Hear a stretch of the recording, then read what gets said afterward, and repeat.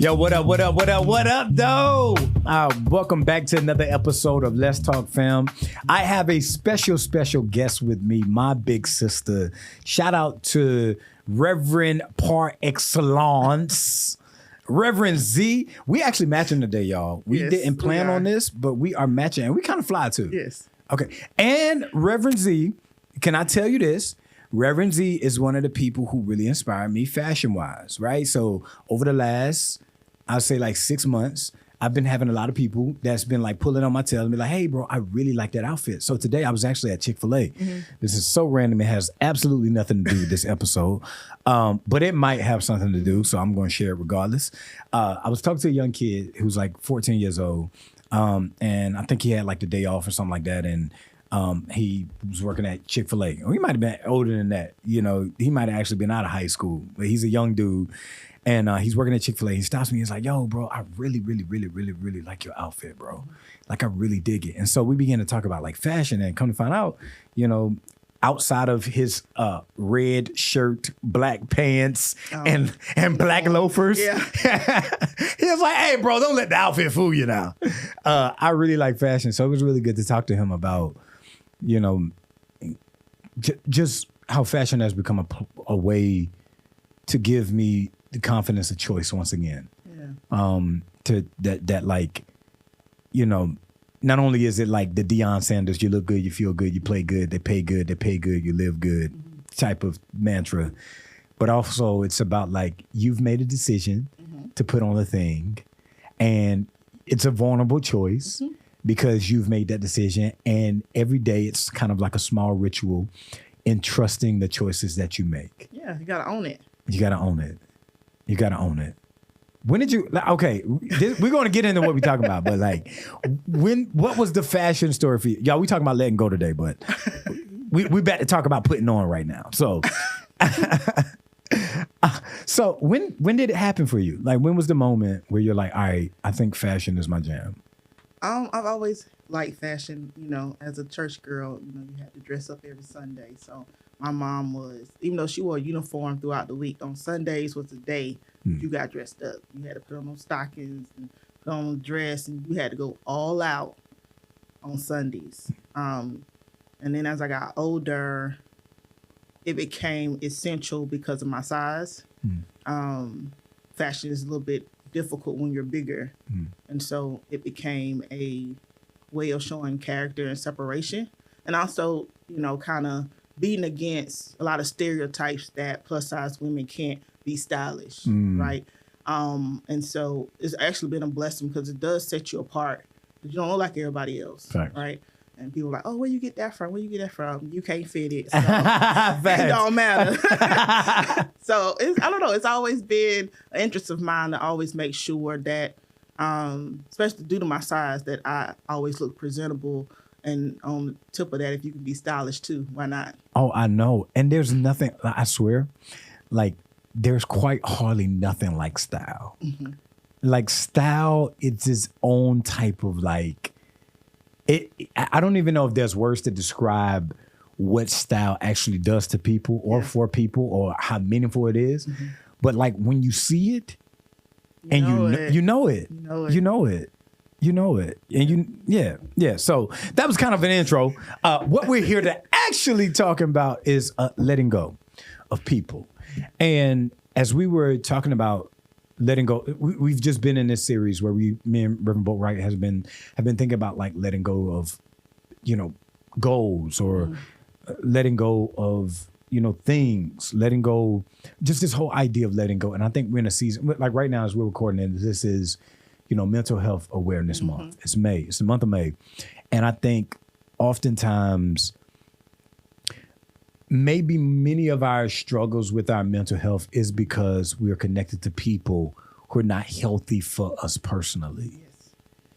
Or we're connected to those people in places where they are very visible and they hurt us. So, or we're connected to people who drain us. Who use us. So we're wanting to think about like letting go of people. And I wonder, is there a distinctive moment over the last few years where you're like, okay, you don't have to name names. Trust me, we're not going to get into naming names. But you can talk about situations where you really had to let a person go for whatever reason and how that affected you. You can talk about it being in a good way or it being in a bad way. You know, either one. I'm interested in the story and what letting go did for you. Wow, it's a lot. Letting go of people can be really, really hard, especially if you are really close to them and attached to them, and you're invested in what they offer you. But it's easier when you're not invested or they've come to a point where it's more harmful. You know it's harmful. It's easier to kind of let that type of stuff go easier. And so those relationships have been easier to let go. I have become somewhat of a professional ghoster. Hold on now. Relationship. What does that mean? Give me the definition. What is a professional ghoster? So, hold on. Are you going to leave? It's something that Hold on. If I send you a text and you leave it on red for 3 weeks, did you professionally ghost me? No. Okay. No. It has to be like a month, 2 months? No, not even on that level. So it's not even like not reading or responding to a text. It's more of taking away your full presence. So if I'm in a relationship with someone, friendship, work relationship, personal relationship, whatever level the relationship is, and I get to a point where I feel like I am giving more than I'm getting and I'm being drained from it, it's easier for me to pull away. And so what I do is that it's not necessarily fully cutting off communication. I'm still cordial. I'm still going to respect you. But I don't give you my presence. So if you have something coming up, I'm like, oh, no, I got this to do. You know, I'm busy. I got, you know. And the great thing is because everybody knows I'm busy, it's half the time it's true. It's kind of easier to kind of fade to the side. And so I don't have a lot of surface relationships. It's just the way I build. I can't really handle it. But it's just easier once I feel like the relationship had met its core, so it's not fulfilling what I need to get out of it, or it's not productive. I just fade.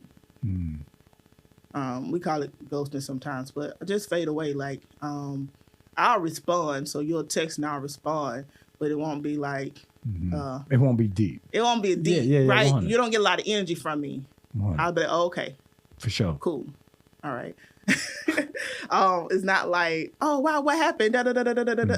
Yeah, it's levels to it. But I also learned that as you go through and as you get older, you realize who to give energy to, who do not to give your energy to as well.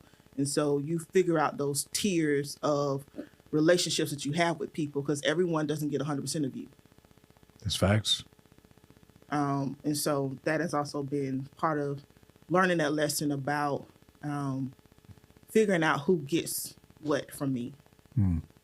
That's real. And I would imagine, I'm wondering if this is particularly true of like Black women, where there's like this intense pressure for Black women, especially Black women in professional spaces, to always be available. Yes. You know, to always show up for people. And it almost is like, you know, a Black woman making the choice to be like, okay, I'm protecting my space. My energy is almost criminalized in some sense. Yeah, it can be. To say that you're not available or to not show up can be an issue at times. Professionally as well as socially, it can be. And there are consequences for everything, I will say. If you decide to be one of those people who reserve space for energy, knowing your limits, there is a consequence to it, whether it's professional or socially, no matter which way you go, whether you fully give or you partially give. People will, in general, women and men will generally think a certain thing about you.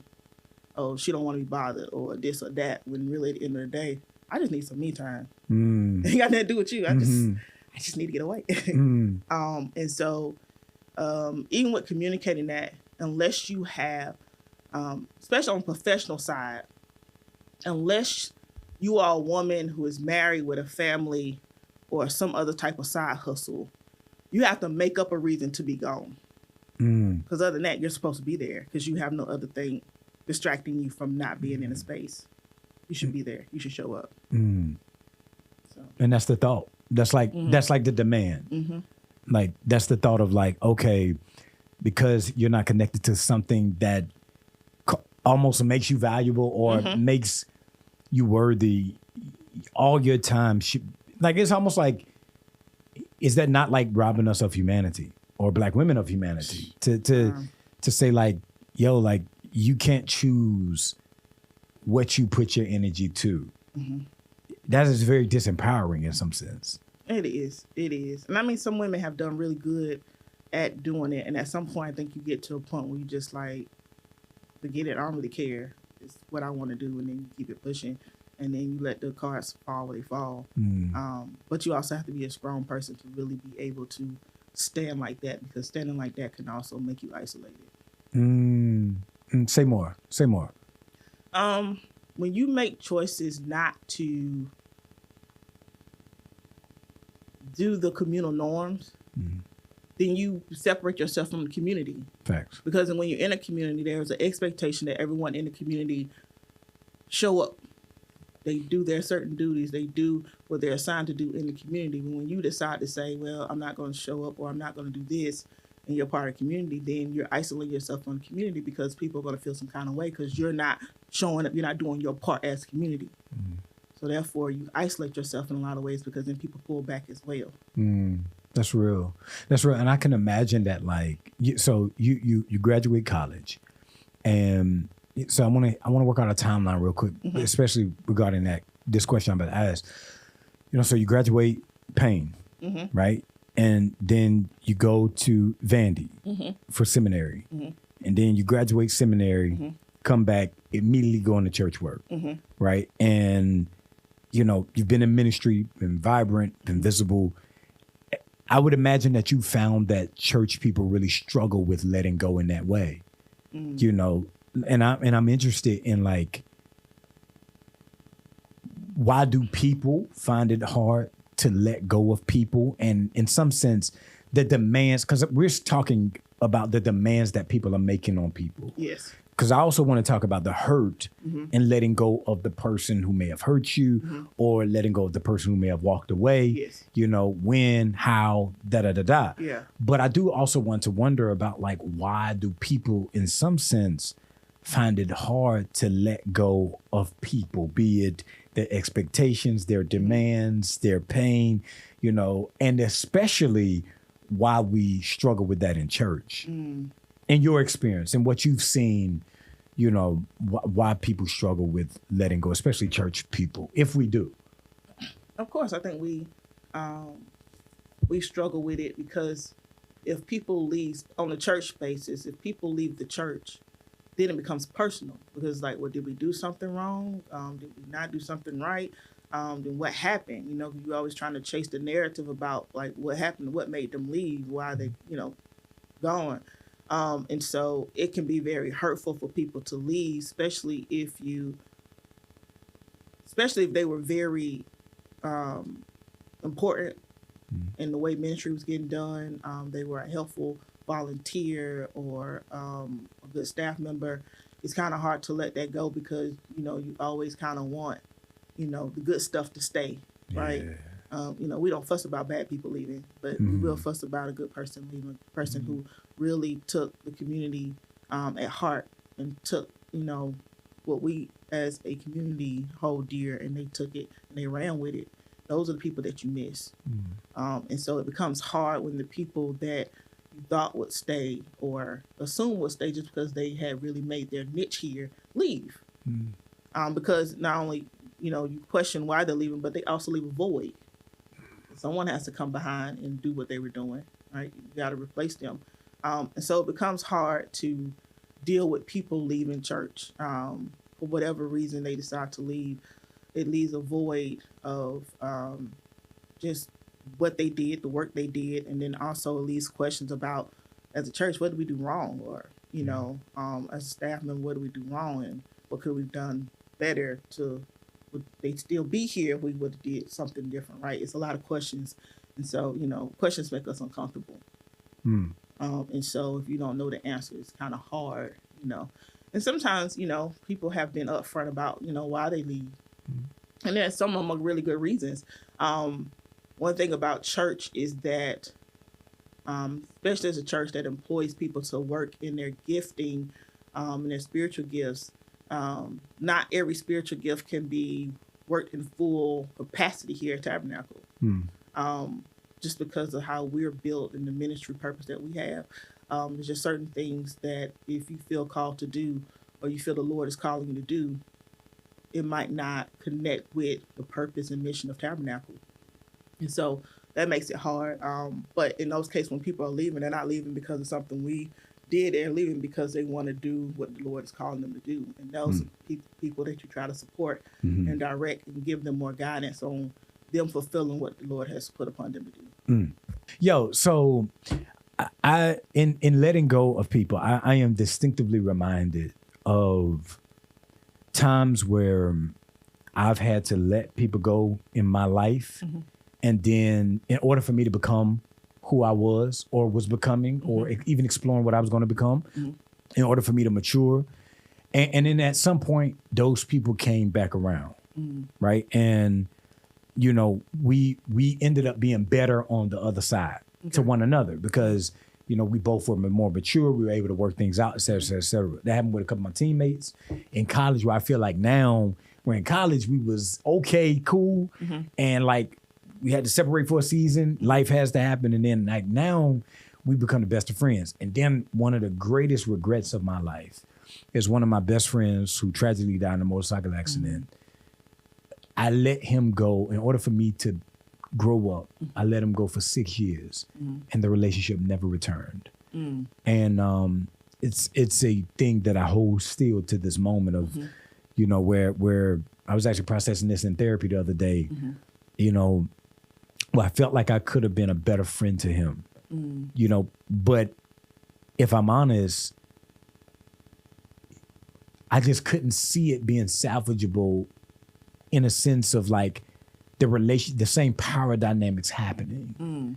And I think some people may be in that situation where like they've had to let people go and they're wondering if like maybe it's been their homegirl. I had a homegirl that had to do that the other day or the week where she's like one of her best friends, she had to, ghost her in some sense because of what happened. And maybe somebody may be in a situation where, they have to let go of a person for a season. Sometimes maybe they have to let go of a person indefinitely. I'm wondering what you found in your life, like that has helped you, like, I don't want to say let go better, but that might be the best way to put it. Let go in a way that was healthy for you, healthy and productive for you. Gotcha. Well, I'll use an analogy. Since you're a writer, you'll love this. Is that you just got to check the narrative. So there's two narratives that are running when we're in relationships with people. There's a narrative of what we say about ourselves, and what we say about ourselves that dictates what we feel we deserve. And not only just deserve in life, but what we are willing to take in relationships. And so checking my own personal narrative about who do I say I am, because that'll attract a certain type of people towards you, depending on what you're saying about yourself. And the second part of that is checking the narrative of what that person represents to you. Just like fictional writers, when they write in characters, they have a storyline for each character. Each character symbolizes something to the main plot. Yes. And so it's the same thing with relationships. We get into relationships with people because in our mind, they're helping us write our narrative into the life we want. And so depending on the person, like even like when we think about intimate relationships between men and women, a lot of people stay into relationships because even though the man is not good to them, the man represents them having a man. Ooh. Right? And so I'm going to stay even though he's not good to me. He's still a man. And so if my narrative is saying that, I want to be married one day, or, I want to be in an intimate relationship with a man or a woman, then I'm going to stick that out because in my mind, I've already given them significance in my plot. Same thing with relationships. We befriend people who we feel like we can get stuff from or feel like can help us get somewhere, right? And so those people have significance in our plot as well. And so when we think about letting go, we have to question what significance have we given them in the plot of our lives. Wow. And then we can be like, okay, cool. If I feel like they're significant to me because I want to have many friends, I want to be someone who has a lot of social people in a social life, then I keep a lot of social people around me, whether they're good for me or not good for me. Because my narrative, if this is what I want in our life, right? If I am a close-knit person who I only need 2 or 3 friends to be okay in my social life, then I keep those 2 or 3 close to me, even though they're not going to be good. But I have 2 or 3 friends that I feel like I can call close friends. Mm-hmm. So I think it's checking the narrative and making sure that the narrative is lining up with what we need it to be. And then many times, like I said, it becomes easier when the person is not meeting the expectation of the plot. So it's easy to let go of those people. It becomes hard when we feel like we're still getting something out of them, or we feel like they had a potential to still give us something. That's real. That's and so real. we just hold on in because they got potential. Yeah, something can happen. So I'm going to stay around long enough so that, like, if something good can happen, then it will happen with me. Exactly. But that's harmful. It is harmful, but we're not seeing it that way. We're just trying to figure out the end result. That's real. And not what's happening as we get to the end. Do you think it's possibly because people, we actually really don't spend time processing what, like, the place of people in our stories? No. I love that idea of, like, the plot, like, and I'm going to actually take that away, walking away, like, because that's very true. Like, you're right that friendships or connections are often about the stories we want to believe or want to tell ourselves. And, like, I can think in my own life where it's been hard to let go of people. It's been because, like you said, those people, I told myself, I fed myself the story that if I stayed around long enough, or if I was connected to this person, then maybe this group would see me as meaningful. And I think a lot of young people may be dealing with that right now, even in, like, whether that's middle school, high school, college. Yeah. Young people, I think, are really dealing deeply with that, especially given, like, social media. Like, attaches us to, like, this idea of what life should be. Yeah. And, like, I'm very much online, like, and I'm very much a part of the cohort of human beings who struggle with envy and jealousy and comparison because social media or whatnot, and the story that social media tells us about ourselves, and therefore, like, we, metaphorically speaking, follow, them in hopes that, like, we would feel better about ourselves. Yeah. Social media has done a great job in hand delivering already made storylines. Wow. So it's easier if I already know the storyline. Only thing I got to do is fill in the characters. Because you've already given me what it looks like.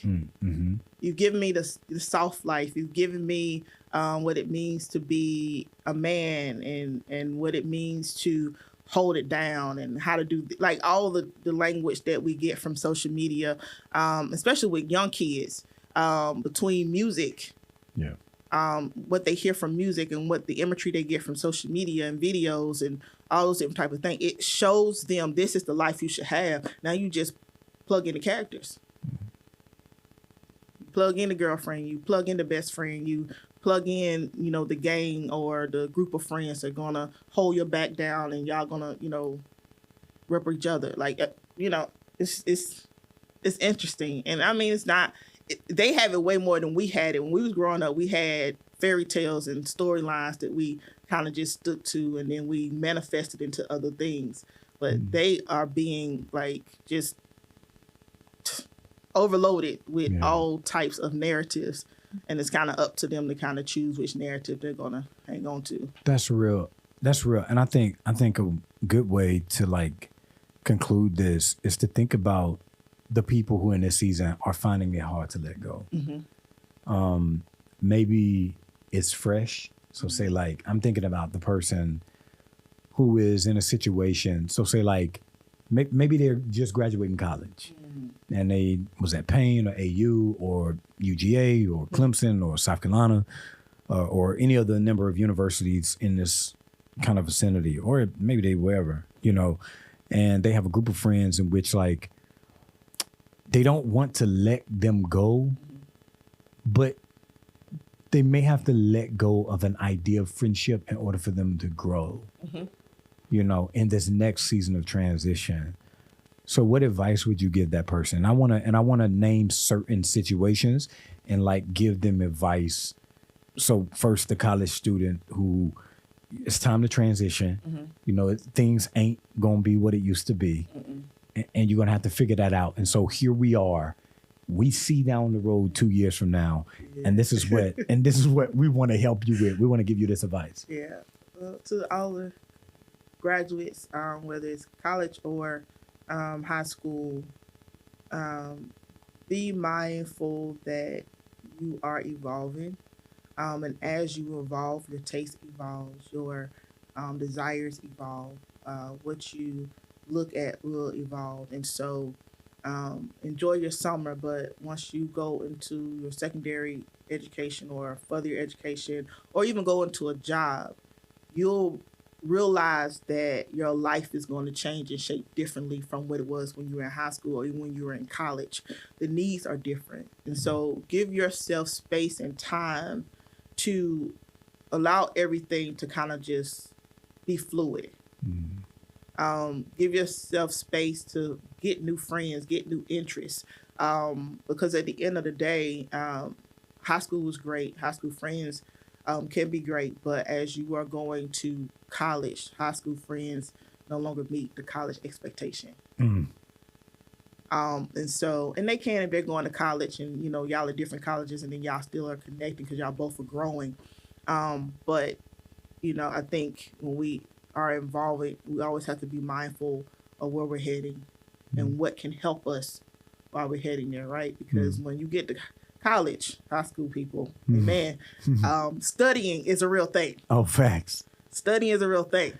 For some of us, getting a part-time job or work study is a real thing. Yeah, facts.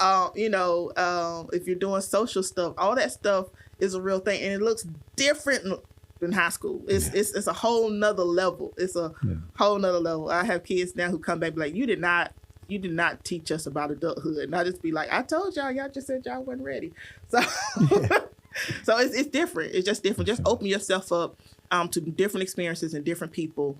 And don't isolate yourself to high school people and high school experiences. That's real. So a person, the relationship, friendship, or intimate, whatever, is folding or have folded. Okay. And they're in a moment where they're in that dark 6 months to a year, maybe longer. But the situation is fresh. Okay. And they're really struggling with the confidence and the courage to let whatever thing that altered or died go. And they're just like, I need wisdom to help me let go in this moment. What advice would you give that person? Someone who is trying to let go of a relationship. I know this is old school, but at least it'll help you get started. Make a list of pros and cons. At the end of the day, that list should include your needs. When your needs get met, what were you getting out of the relationship? How much were you giving? And then also, what was the person giving? And what were you receiving? Like, what did they give and what did they take? What did you get and what did you take? Make a list. And does it balance out? Are you okay with the unbalance? And that becomes a more personal situation. If you're okay with the imbalance, then I need you to start looking at yourself and figuring out, why are you okay with the imbalance? Relationships should have some type of reciprocity to them. And not all relationships are forever relationships. Some things are seasonal. And then some people are just there for, like, I have a friend that we just read together. That's the only thing we do. We share books and we read and we talk about the books. Wow. That's it. And then you have a friend that you watch Netflix with. Like, y'all literally like movies. And so the only thing y'all talk about is movies.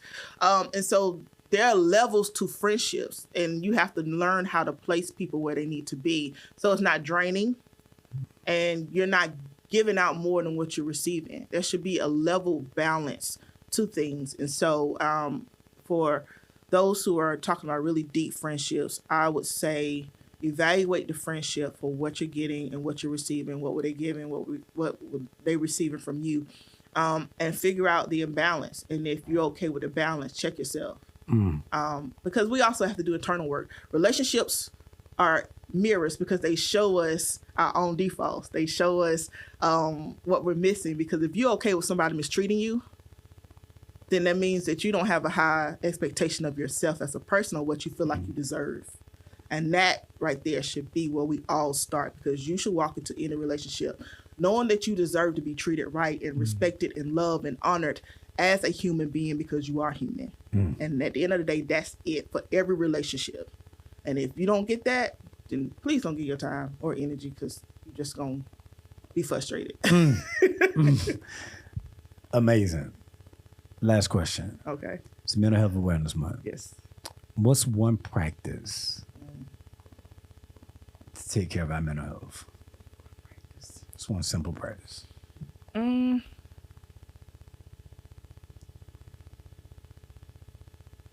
yourself you love you.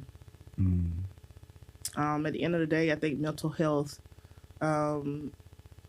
puts us in a thought process of us analyzing all our defaults and all our errors and all our wrong parts, and what we can do to grow and what we can do to be a better person or better presence, right? It has us working on ourselves to be better vessels. And at the end of the day, even though you know you need work, still tell yourself that you're loved. And if you're the only person that loves you, that should be enough. Because no one is perfect. We're being perfected, but we're not perfect. And I think you should love yourself no matter where you're at. And I think if you can find love for yourself and care for yourself, everything else will come. That's real. Wow. Reverend Z. Yes, sir. Appreciate you.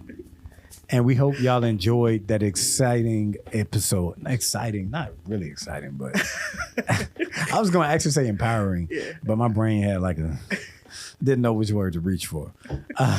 But we thank y'all constantly just for y'all support, y'all way of engaging in all of these conversations on Let's Talk Fam. Make sure you share, make sure you like, make sure you continue to show up, and be courageous in the season and tell yourself, I love you. Look in the mirror, look in your eyes, stare at yourself, and say, I love you. That's a really good practice. And we hope y'all be blessed. All right, y'all. Reverend Z. Bye, y'all. All right. Take care. Be blessed. Great job. That was wonderful.